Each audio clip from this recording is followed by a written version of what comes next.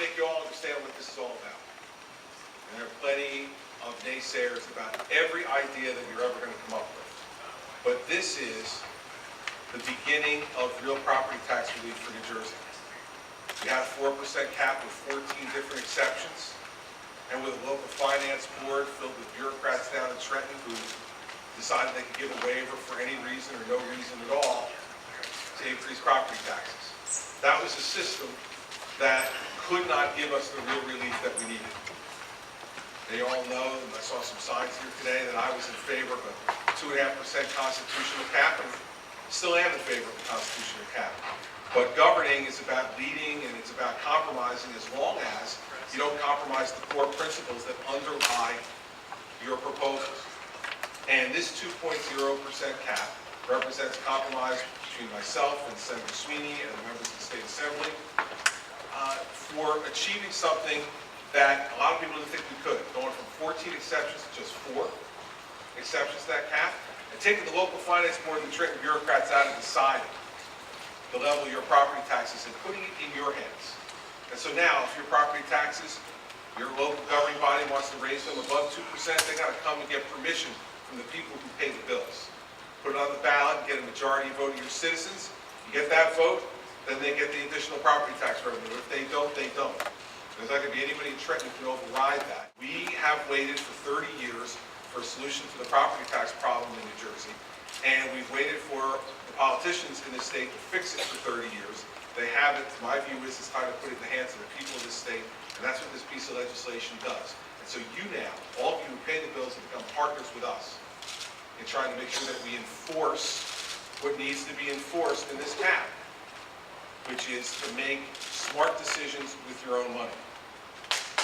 You know, I read, because I do read all the articles, how the governor scored a victory after victory. The governor didn't score a victory. I didn't score a victory. The taxpayers scored a victory.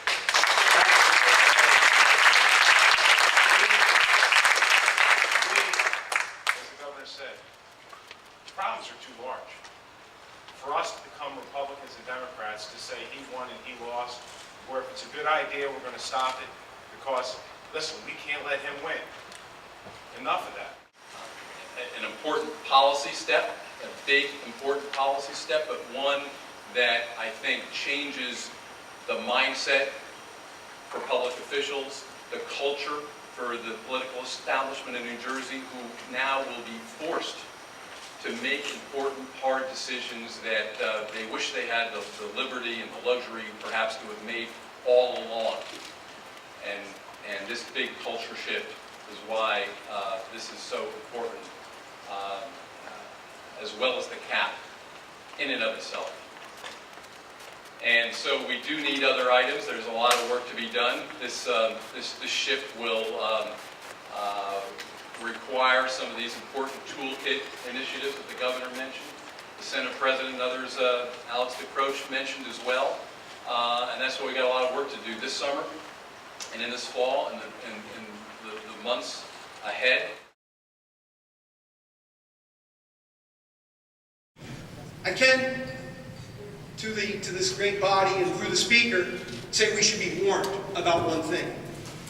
We know in Massachusetts, where overrides are allowed to occur, that the track record is that towns in the lower 2/5 economic demographic only are successful in overrides 20% of the time.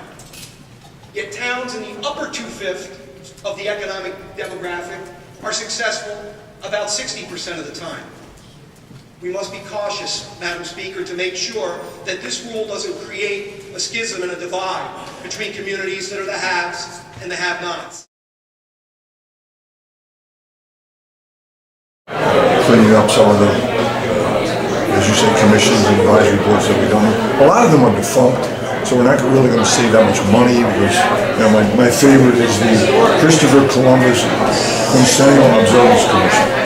That quincentennial was 1992, it's 18 years ago. I think we can probably do away with that commission. Or maybe we'll keep it around for the 600th anniversary, I don't know. But there are a lot of commissions like that, things that came into being for a particular purpose, like the Christopher Columbus Quincentennial Celebration. And, you know, they're still on the book. So this is really a housekeeping thing. I'm not saving a lot of money, but you're clearing up some of the clutter.